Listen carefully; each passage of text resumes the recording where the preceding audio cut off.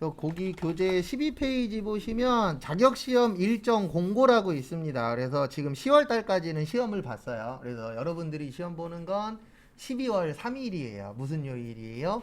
토요일 날. 그래서 그때 시험을 보십니다. 그리고 저희 시험은 두 달에 한 번씩 있어요. 그래서 만약에 요번 12월 달 거를 뭐 그러면 안 되겠지만 만약에 내가 떨어졌어. 그러면 몇 월 달에 보셔야 돼요? 내년 2월 달에 보시면 됩니다. 그래서 두 달에 한 번씩 보는 시험이라고 보시면 되고요. 그 다음에 가장 큰 문제는 이거예요. 70점 이상 합격이에요. 이거 별로 안 좋습니다. 대부분 자격증 몇 점 이상 합격이죠? 60점 이상 합격이에요. 이게 좀 솔직히 마이너스적인 요소기는 해요. 뭐가 마이너스적인 요소냐면 여러분들이 합격을 해야 되잖아요. 일단 자격증 따야 그 다음이 있으니까. 근데 다른 시험보다는 조금 난이도는 높기는 해요. 아까 좀 전에 뉴스 보니까 적어 나왔더라고요. 공인중개사 이제 성적순으로 자른대요. 예전에는 60점 이상 합격이면 다 자격증 줬는데 이제 앞으로는 1000명 그러면 1등부터 1000등까지만 자격증 주고 나머지는 점수가 높든 낮든 자르는 거 이제 상대평가로 바뀐다고 아까 떴더라고요. 보니까. 근데 저희는 상대평가는 아니고 무슨 평가예요? 절대평가예요. 그래서 70점만 넘으면 되는데 이론이 30점이고 실기가 70점으로 구성되어 있고요. 뭐 몇 점 맞아야 된다 이런 건 없어요. 그냥 둘 다 합쳐서 70점 이상이면 뭐가 되는 거예요? 합격이 됩니다. 그래서 막말로 이론 다 틀리고 실기 다 맞아도 합격이에요. 근데 이론이 어려울까요? 실기가 어려울까요? 아니요. 이게 어려워요. 실기도 어렵긴 한데 실기보다 이론이 훨씬 더 어려워요. 근데 이제 그 어려운 이유 중에 하나가 요게 제일 크기는 하죠. 그래서 애매하게 공부하시면 69, 68, 67로 떨어집니다. 저도 69점으로 떨어진 적이 있거든요. 1점 차이로. 한 문제 해가지고 1번이냐 3번이냐 둘 중에 하나가 답이야. 근데 뭔진 모르겠어. 그리고 찍었죠. 둘 중에 하나가 답인 건 확실한데 찍었는데 맞았어요? 틀렸어요? 틀렸죠. 그래서 그거 한 문제 덕분에 69점으로 떨어지고 한 달 동안 잠을 새벽 2시 전에 자본 적이 없어요. 눈만 감으면 그 찍은 문제가 둥둥 떠다녀요. 그래서 막 술 먹고 자고 뭐 별의별 방법을 다 썼는데 어쨌든 이게 좋은 기분은 아니기 때문에 그런 기분은 안 느끼시는 게 어때요? 좋습니다. 그래서 기왕 하시는 거 한 번에 합격할 수 있게 잘 쫓아오시고요. 그 다음에 교재는 이제 몇 페이지로 오시냐면은 26페이지로 오세요. 그래서 26페이지가 재무회계라고 되어 있는데 요 과목 관련돼서 좀 간단하게 설명을 드릴게요. 저희가 공부할 게 전산회계 1급하고 전산세무 몇 급이세요? 2급이세요. 그래서 전산회계 1급은 재무회계, 원가회계, 부가가치세. 그래서 요 총 세 가지를 배우는 겁니다. 과목수로 봤을 때. 그리고 전산세무 2급은 재무회계, 원가회계, 부가가치세, 소득세인데 주는 연말정산이에요. 그래서 이렇게 해서 총 과목수에 따라서 과목수가 적으면 전산회계 1급, 그 다음에 전산세무 2급은 과목수가 더 많아요. 그 다음에 저희가 보진 않지만 전산세무 1급은 여기에 법인세가 하나 더 추가가 되면 전산세무 1급 이런 식으로 이제 과목이 몇 개냐 거기에 따라서 좀 나누어지긴 합니다. 그래서 요 순서대로 배울 거예요. 그래서 재무회계 배우고 원가회계 배우고 부가가치세 배우고 그 다음에 전산세무는 겹쳐서 요 두 개 위주로 볼 거예요. 왜냐면 요 앞에 거는 전산회계에서 배운 거 갖고 커버가 되거든요. 어느 정도. 그렇게 해서 수업 진행을 하실 겁니다. 그리고 하라는 거 잘 하시고 잘 쫓아오시면 대부분 다 70점 넘어요. 근데 이제 문제는 뭐냐면 공부다 보니까 재미있어요? 없어요?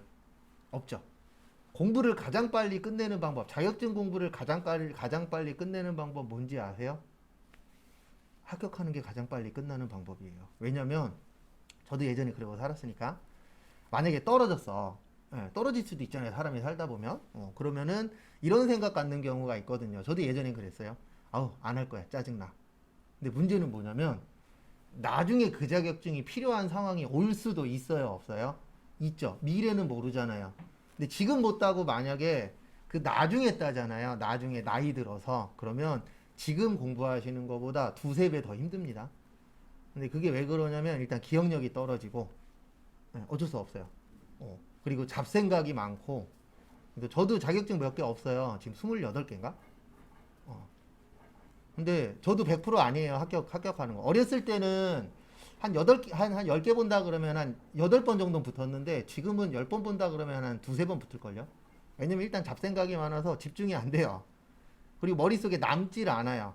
예, 그래서 그 부분은 어쩔 수 없는 거라 한 살이라도 어릴 때 본인이 생각했을 때 필요하다라고 생각하는 거는 미리미리 따두시는 게 좋으세요. 그리고 자격증 따실 때 주의사항 중에 하나는 내가 이걸 따서 무조건 써먹어야지 이러면 스트레스 받아요. 제가 봤을 때 자격증은 배우고 일단은 따놓고 쓰면 좋고 안 쓰면 말고 이 생각을 가지셔야지 난 이거에서 무조건 이쪽으로 갈 거야. 그게 어떻게 될런지 모르잖아요. 사람 일이라는 게. 그러면 너무 스트레스 많이 받을 수도 있으니까 그런 부분에 대해서는 본인이 잘 조율을 하셔야 됩니다. 그리고 공부하거나 뭐 안 되는 거 있으면 언제든지 연락 주세요. 뭐 주말에 연락 주셔도 되고 오늘 밤에 연락 줘도 되고 그러면 제가 확인하는 대로 바로바로 답장 같은 건 달아드릴 테니까 그건 참고하시고 그 다음에 26페이지 보시면은요. 아 그리고 이거 얘기해야 되는구나. 일단 거기 26페이지 보시면 회계란 그래서 회계 개념 및 목적이라고 있는데요. 거기 잠깐 보시면 기업의 경영활동에서 일어나는 자산과 부채 및 자본의 증감 변화라고 있는데 간단하게 좀 설명을 드릴게요. 아마 뉴스나 신문 보시다 보면 이런 얘기 많이 들었을 거예요. 자산. 근데 자산은 잘 몰라도 이거는 잘 아실걸요? 부채. 부채 뭐예요? 빚이에요. 내 거예요? 남의 거예요? 남의 거예요. 그래서 타인 자본이라고도 하고 채무라고도 합니다. 그래서 결론은 내 돈이에요? 남의 돈이에요? 남의 돈이에요. 그래서 부채가 많으면 좋은 거예요? 안 좋은 거예요? 안 좋은 겁니다. 그래도 지금 뭐 난리잖아요. 주식 떨어졌죠? 아파트값 떨어졌죠? 코인 떨어졌죠? 다 떨어지고 있죠. 이게 왜 문제가 되냐면 얘 때문에 그래요. 자기 돈으로 한 사람은 상관이 없어요. 왜냐면 그냥 내 돈 1억 날렸어. 이러면 땡인데 문제는 뭐냐면 내가 1억을 날렸는데 이 돈이 내 돈이 아니고 빚이야. 그러면 결론적으로는 1억을 날린 게 아니에요. 2억 날린 거예요. 결과적으로는. 왜요? 내가 또 그 1억을 뭐 해야 되죠? 갚아야 되잖아요. 그렇기 때문에 이 빚이 얼마나 있느냐 이것도 중요합니다. 회사도 똑같아요. 여러분들 나중에 회사에 들어갔는데 우리 회사가 빚이 엄청나게 많은 회사야. 그러면 안 들어가는 게 좋은 거예요. 왜요? 빚 많으면 금방 망할 확률이 어때요? 높죠. 그래서 빚이 많은 것보다는 이게 많은 게 좋아요. 자본. 그래서 그 자본을 자기 자본이라고도 하고 일명 누구 돈이라 그래요? 내 돈, 회사 돈. 그래서 자본이 많은 회사는 여유가 있는 거예요. 왜요? 누구 돈이 많으니까? 내 돈이 많으니까. 그래서 자산은 이렇게 구성되어 있어요. 어떻게 되어 있냐면 남의 돈하고 내 돈하고 합친 거예요. 그래서 이런 거 부러워하시면 안 돼요. 어떤 사람이 뉴스에 나와서 자기 잘 나간다고 얘기하시는 분들 많죠. 뉴스 말고 TV 보다 보면은 TV나 뭐 인터넷이나 유튜브나 뭐 인스타그램이나 이런 데 보면 자기 잘 나간대 라고 얘기하시는 분들 조심하셔야 되는 게 대부분 이거 얘기예요. 자기가 자산이 10억이래. 근데 원래 그걸 얘기하면 안 돼요. 자산 얼마 이렇게만 얘기하면 안 되고 원래는 여기까지 얘기해 줘야 돼요. 내가 10억이 있는데 그 중에 빚이 8억이고 내 돈이 얼마예요? 2억이야. 원래는 이렇게 얘기를 해 주셔야 돼요. 왜냐면 그래야 이 사람이 빚이 많네. 아니면은 이 사람 돈이 많네. 이렇게 우리는 알 수 있잖아요. 근데 대부분 이 얘기는 안 합니다. 왜 이 얘기 안 하냐면 이거 얼마 안 될 사람들이 많거든요. 여러분들도 지금 자산 10억 만들 수 있어요. 열심히 모든 은행 가갖고 대출을 풀로 땡기면 몇 억은 땡길 수 있어요. 근데 문제는 뭐예요? 그걸 나중에 내가 뭐 해야 되니까? 갚아야 되니까. 그래서 이거에 대해서 환상 갖고 계시는 분들이 있어요. 누구 자산이 몇십억이래. 당연히 노력해서 거기까지 간 건 맞는데 그 안에 빚이 얼마냐는 절대 얘기 안 해요. 왜냐면 빚 얘기하는 순간 사람들이 뭐라 그러냐면 빚 좋은 개 살구네. 별 볼 일 없네. 이런 것들 하기 때문에. 그래서 만약에 우리 보면 TV 같은 데 보면 식당도 나오죠. 식당도 원래 이런 거 보시면 안 돼요. 매출액 10억이래. 이게 중요한 게 아니고 중요한 거는 이게 중요한 거예요. 이익이 얼마 남냐. 그래서 만약에 매출액 10억인데 1,000만 원 남는데 그럼 이 사람 얼마 갖고 가는 거예요? 1,000만 원 갖고 가는 거예요. 진짜 이런 데들도 있을 수 있어요. 그래서 우리가 항상 볼 때는 이 앞에 것도 당연히 보긴 봐야 됩니다. 근데 그 안에 어떻게 구성되어 있느냐, 요것도 중요해요, 안 중요해요? 중요해요. 그래서 그런 걸 보여주는 걸 뭐라 그래요? 회계라고 합니다. 그래서 여러분들도 내가 현재 갖고 있는 돈이 얼마냐, 근데 그 돈 중에 내 돈이 얼마고 빚이 얼마냐, 이런 거 계산해 보시면은 이제 요게 되는 거죠. 그래서 여기 이제 남자분도 두 분 계시는데 아직은 남자가 좀 더 힘들긴 해요. 돈도 많이 벌어야 되고. 왜요? 결혼할 때 아직 대한민국은 반반이라고 얘기하지만 전 아직까지 제가 살면서 제 주변에 반반은 본 적은 없어요. 저도 그렇고, 저도 결혼했는데 저 때도 제가 좀 더 해갔어요. 그래서 아직은 남자들이 좀 더 해가야 되기 때문에 많이 벌고 많이 모아야 돼요.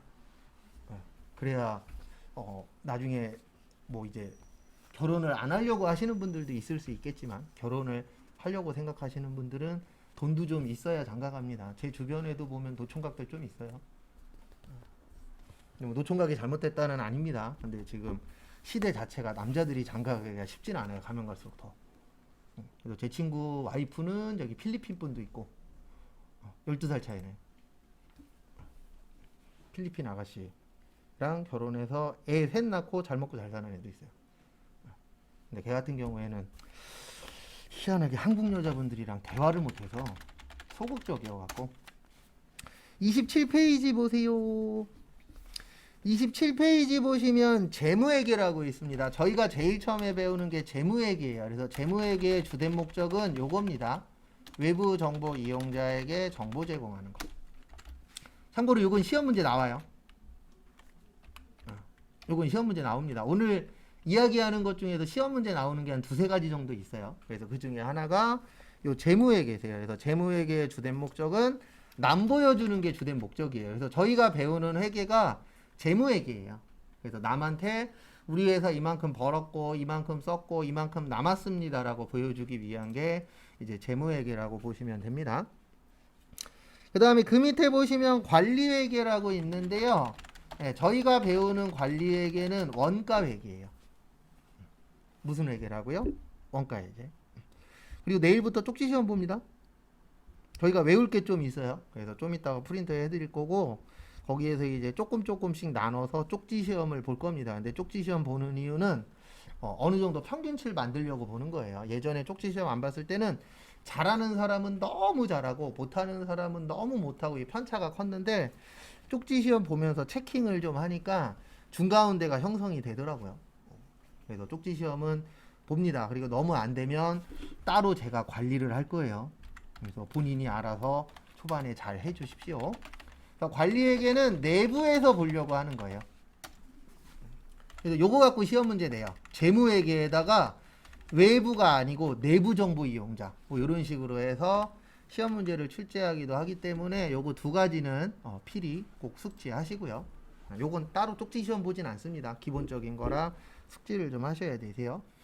그래서 관리회계는 말 그대로 관리하려고 하는 거예요. 뭐 하려고요?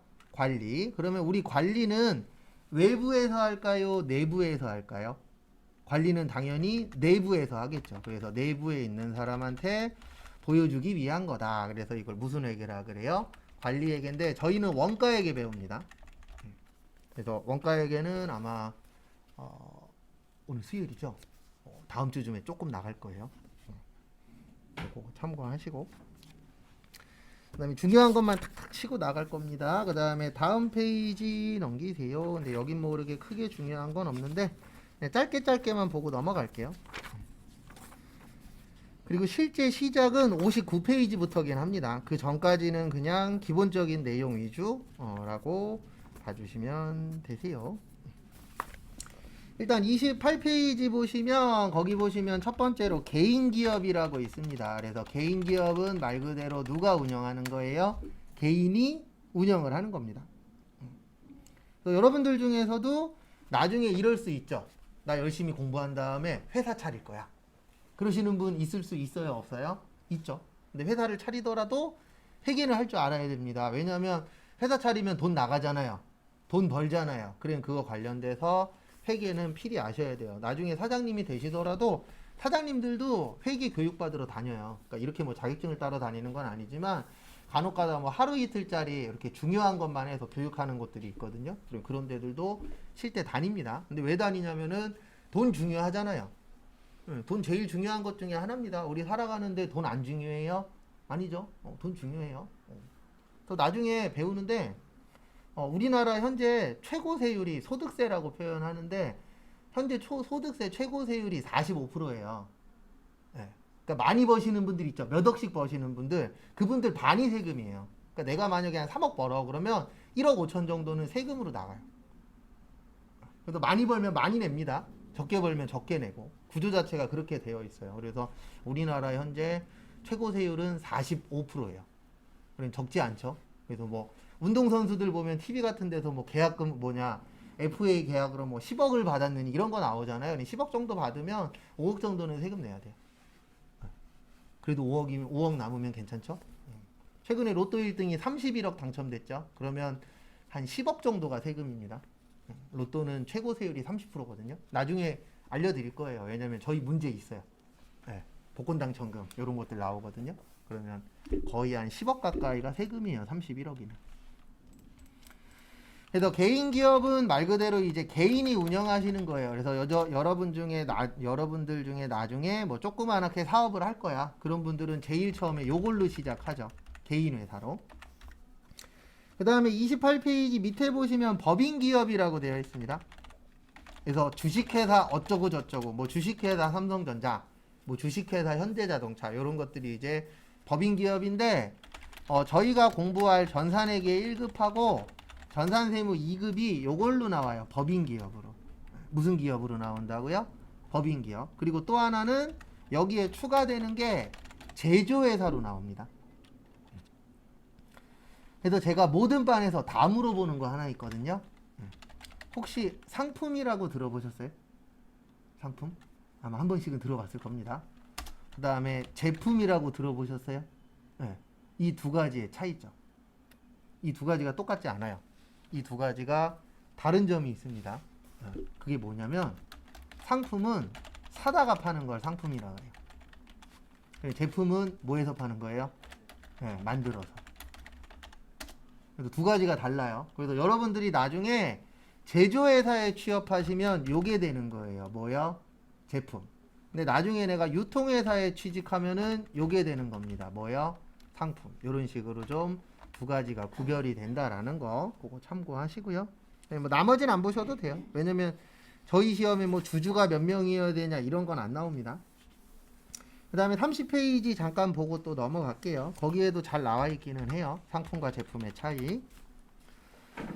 그래서 기업의 종류라고 있는데 저희가 이제 인천은 대부분 2번에 있는 제조업이 많습니다. 뭐 당연히 상품 매매업도 많은데 인천에 공단 많잖아요. 여기만 해도 주한공단 있고 뭐 남동공단도 있고 뭐 서부공단 뭐 검단 쪽에도 공단이 있고 해서 그 공단 쪽에 뭐가 많아요? 제조회사가 많아요. 근데 요즘에 제조 쪽이 힘들기는 해서 남동공단도 예전 같지 않다라는 얘기 많이 나오더라고요. 뉴스에도 종종 나오고 요즘 뭐 일거리가 없다. 근데 그거는 어쩔 수 없습니다.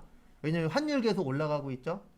물가 뛰고 있죠. 오늘도 아까 잠깐 밥 먹으면서 뉴스 보니까 물가가 5.9%가 뛰었대요. 근데 월급은 똑같죠. 네. 그나마 최저임금이 있어서 조금씩 오르긴 하지만 그게 뭐 심각하게 많이 오르는 건 아니잖아요. 솔직히 얘기해서. 그러다 보니까 이제 경기도 안 좋고 나머지는 다 내려가고 있고 그래서 앞으로 어떻게 될런지는 아무도 모르는데 제 개인적인 예상은 한 5년에서 10년 동안 좋아지진 않을 것 같아요. 그러니까 일본 쫓아갈 것 같아요. 일본이 뭐 잃어버린 10년 막 그런 얘기 하잖아요. 근데 우리나라는 그게 좀 더 길지 않을까. 이건 제 그냥 개인적인 예상입니다. 왜냐면 지금 이거 해결하는 대통령이 없잖아요. 출산율. 우리나라 제일 문제가 하나부터 열까지 출산율이거든요. 결혼을 안 하니까 뭐 안 해요? 출산을 안 해. 그럼 이제 어떤 문제가 생기냐면 여기 계신 분들 다 이거 받거든요. 나중에 무슨 연금 받아요? 국민연금 받는데 이건 국가에서 발표한 거예요. 국가에서 2055년 정도 되면 국민연금이 고갈될 거래요. 국민연금 고갈 안 시키려면 방법은 하나밖에 없어요. 국민연금을 많이 내는 방법밖에. 근데 문제는 뭐냐면 지금 출산율이 엄청나게 낮잖아요. 거의 뭐 OECD 100% 꼴찌니까 우리나라가. 그러다 보니까 이제 어떤 문제가 생기냐면은 나중에 여기 계신 분들 국민연금을 적게 받을 거예요. 100%. 이건 어쩔 수 없어요. 왜냐면 줄 사람들이 없기 때문에, 낼 사람이 부족하기 때문에. 그래서 앞으로 어쨌든 좋아질지 모르겠어요. 이미 서울도 뉴스에 나왔잖아요. 서울 3개 학교인가 5개 학교가 없어진대요. 초등학교, 중학교, 고등학교 있잖아요. 이게 애들이 없어서 다른 학교로 막 전학 보내고, 지금 서울에서 시작했다 그러면 이미 지방은 장난 아닌 거죠. 저희도 이제 저 꼬맹이가 초등학교 1학년인데 학교에 3반까지 있고요. 그 다음에 걔네 반이 18명인가 그래요. 한 반에. 참고로 저는 초등학교 때, 전 국민학교 나오긴 했지만, 전 국민학교 때 오후반도 있었거든요. 진짜로. 애들이 너무 많아서 강의실에 다 못 들어가니까 오전반, 오후반 따로 있었어요. 그랬었는데, 거기에다 55번, 막 58번 이랬어요. 한 학급에. 근데 지금은 뭐 이제 차이가 조금씩 나긴 하지만 평균 20명에서 25명 정도가 제일 많아요. 한 학급에. 그래서 그것도 이제 계속 줄어들지 않을까. 그래서 그거 해결할 수 있는 사람이 있으면은 대단한 사람이 될 텐데, 해결이 안 될 것 같아요. 이게 돈 문제라고 볼 수는 없고, 돈도 들어가 있고, 그다음에 뭐 정신적인 부분도 들어가 있고, 너무 여러 가지라. 그래서 30번 보시면 거기 상품 매매 기업이라고 있습니다. 그걸 상기업이라고 하는데, 여기에서 사고 파는 걸 뭐라 그래요? 상품이라고 해요. 그 다음에 두 번째 제조기업, 일명 제조업이라고 표현하는데, 여기에서 사고 파는 건 뭐라 그래요? 제품. 그 다음에 여러분들이 나중에 가실 수도 있는 서비스 제공기업, 뭐 거기에도 잘 나와 있는데, 뭐 병원, 호텔, 뭐 부동산 임대업, 아니면은 뭐 식당, 뭐 되게 여러 가지 많습니다. 이런 것들이 대부분 다 무슨 업이 되는 거예요? 서비스 제공기업. 그래서 여러분들 중에서 여기도 갈 수 있어요. 병원 업무과. 병원 업무과에서도 뽑아요. 그래서 저도 예전에 면접 본 적이 있어요. 합격했는데 안 갔어요. 근데 왜 안 갔냐면 제가 그 당시에는 장롱 면허였거든요. 면허는 있었는데 운전을 해본 적이 없어요. 근데 남자들은 또 병원에서 대부분 야간 근무를 시킵니다. 처음에 들어가면 야간 근무를 시켜요. 근데 거기에서 입사 조건 중에 하나가 뭐였었냐면, 야간에 앰뷸런스 모는 게 입사 조건 중에 하나였어요. 근데 중요한 게 뭐냐면, 앰뷸런스를 몰고 싶어도 내 깡통 면허라 운전을 해본 적이 없어갖고, 장롱 면허여갖고, 그 당시에는, 지금은 운전하고 다니지만, 그래서 그것도 별로였고, 그 다음에 면접 볼 때 그분이 그 얘기 하시더라고요. 얼마 벌고 싶냐고. 얼마 벌고 싶다 그랬더니 힘들 것 같다고 얘기하시더라고요. 이쪽에서 그만큼 안 준다고 그래갖고 그냥 접기는 했죠. 근데 병원도 들어갈 수 있어요. 근데 그 약국에도 취업할 수 있습니다. 약국에도 그 회계 직원 필요해요. 좀 어느 정도 규모 있는 데들은. 그래서 갈 수 있는 폭은 되게 넓어요. 그래서 회계 배우면 제가 봤을 때 제일 장점 중에 하나는 뭐냐면은요, 폭이 넓어요. 웬만한 회사에 격리 직원 다 있잖아요. 자동차 판매 회사에도 격리 직원 있죠? 자동차 공업사에도 격리 직원 있죠? 컴퓨터 파는 데도 격리 직원 있죠? 웬만한 회사에 격리 직원들이 있어요? 없어요? 있죠. 그러다 보니까 내가 갈 수 있는 폭은 넓습니다. 그래서 그게 가장 큰 장점 중에 하나고, 가장 큰 단점 중에 하나는 월급이 높지 않아요. 그렇게 많이 주진 않습니다. 근데 왜 그러냐면, 이건 어쩔 수 없어요. 나 그만두고 들어올 사람이 많은 업종들은 월급이 적어요. 근데 만약에 내가 우리나라에서 이 직업 관련돼서 할 수 있는 사람이 몇 명 없어. 그럼 월급은 어떻게 되는 거죠? 세집니다. 왜요? 나 나가면 들어올 사람이 없어. 그럼 이 사람을 잡고 있어야 되잖아요. 그러려면은 이 사람의 마음을 가장 많이 흔드는 것 중에 하나가 뭐예요? 돈이에요. 그래서 돈 많이 주면 딴 데로 못 가요. 왜 못 가냐면, 똑같은 일을 한다라고 봤을 때 당연히 많이 버는 사람이 더 좋잖아요. 그러면 만약에 이 사람이 여기를 그만두고 다른 데 가면 월급이 줄어들어. 그러면 그만둘 확률이 조금이라도 줄어드는 거죠. 그래서 요즘에 저런 얘기들 많잖아요. 프로그래머 중에서 뭐 1억을 넘게 받냐. 뭐 이게 대표적인 거 뭐 네이버, 뭐 카카오톡, 뭐 이런 쪽에 이제 스카웃 되면은 1억을 넘게 준다. 이런 거 종종 뉴스나 이런 쪽에 나옵니다. 1억을 넘게 주긴 하는데요. 중요한 건 뭐냐면, 그 사람들은 그 동네에서 프로그래머 중에서 상위 1% 안에 드는 사람들이에요.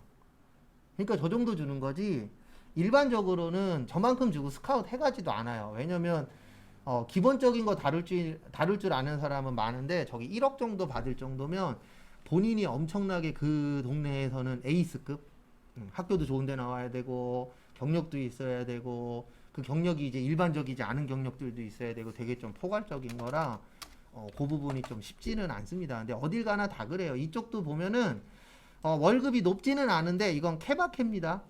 회사 잘 만나면 월급 많이 주는데 갈 수도 있어요, 없어요? 있어요. 근데 이거는 제가 봤을 때는 약간 타이밍이 중요한 거지 내가 능력이 좋으니까 무조건 돈 많이 벌어 이런 건 아니긴 합니다. 참고로 제 주변에서도 연봉 억 단위 되는 사람들도 있어요. 강사분들 중에서도 억 단위로 버는 사람이 있어요. 몇십억 버는 사람도 있고. 근데 그런 사람들은 솔직히 전국에서 몇 명 안 되고 대부분 다 그냥 먹고 살 만한 정도. 저도 그렇고 그런 분들이 훨씬 더 많기는 합니다. 그래서 가장 큰 장점은 이제 내가 갈 수 있는 부분들이 많아진다. 그게 가장 큰 장점이고 가장 큰 단점은 월급이 초반에는 아주 높진 않아요. 당연히 직급 상승하면 올라가긴 하지만 근데 그 직급 상승해서 올라가는 거는 케바케입니다. 어떤 회사는 월급을 많이 주는 회사도 있고 어떤 회사는 능력이 좋아도 월급 적게 주는 회사들도 있고 그래서 이거는 이제 좀 단점 아닌 단점이 되긴 하더라고요. 그 다음에 나머지는 필요 없고요. 31페이지 쓸데없는 거는 그냥 빼고 갈게요. 31페이지 보시면 여기까지 보고 실 겁니다. 채권 및 채무. 그래서 채권이 뭐냐면은요 받을 돈이에요. 그래서 만약에 내가 친구한테 돈 받을 게 100만 원 있어. 그러면 나는 채권자가 되는 겁니다. 그 다음에 채무자는 갚을 돈이에요. 채무는. 그래서 기왕 할 거면 채권자가 좋아요? 채무자가 좋아요? 채권자가 좋습니다. 왜냐면 채권자는 받을 게 있는 사람이고 채무자는 갚을 게 있는 사람이에요. 참고로 저는 채무자예요. 결혼을 했기 때문에 내 돈 주고 집을 사진 않았을 거 아니에요. 그러면 은행에 대출을 받았기 때문에 저는 현재 은행의 노예입니다. 그래서 은행의 채무자예요. 현재는. 대부분 일반 서민분들은 채권자보다는 뭐가 더 많아요? 채무자가 더 많긴 해요. 근데 그거는 어쩔 수 없어요. 왜냐면 일반적으로 집값이 뭐 내가 결혼을 하든 안 하든 그거는 다음이라고 생각을 해도 집값 자체가 저렴하진 않잖아요. 그래서 일단 그런 부분들이 해결이 어느 정도 좀 되긴 해야 되는데 쉽진 않습니다. 왜냐면 저도 살면서 회사 다니면서 제가 1억까지 모아봤거든요. 근데 1억 모으는데 거의 10년 가까이 걸렸어요. 왜냐면 저는 1년에 1,000만 원씩 모으자가 목표였기 때문에. 그래서 여러분들도 나중에 회사 들어가신 다음에 1년에 1,000만 원만 모아보십시오. 쉽지 않습니다. 1년에 1,000만 원이면 한 달에 한 85만 원 정도씩 모아야 돼요. 대략. 한 달에. 먹을 거 먹고 쓸 거 쓰고 85만 원을 모은다? 쉬운 얘기는 아닙니다. 그래서 저는 매년 성공은 했어요. 그 대신 이제 주변에 친구가 없고 사람이 많지는 않습니다. 왜냐면 사람 만나면 뭐 써야 되죠? 돈 써야 되죠. 돈 써야 되는 상황이면 안 나가고 원래 술 담배는 안 하니까. 그래서 이게 어쨌든 돈 모으기가 쉽진 않아요. 그래서 채권자 그러면 받을 게 있는 사람이고 채무자 그러면 뭐 할 게 있는 사람이에요? 갚을 게 있는 거. 그래서 채권의 권이 받아야 될 권리가 있는 겁니다. 그 다음에 무는 의무예요. 그래서 내가 갚아야 되는 의무가 있다. 그래서 그렇게 봐주시면 되고요. 잠깐 쉬었다가 3시부터 32페이지 볼 겁니다.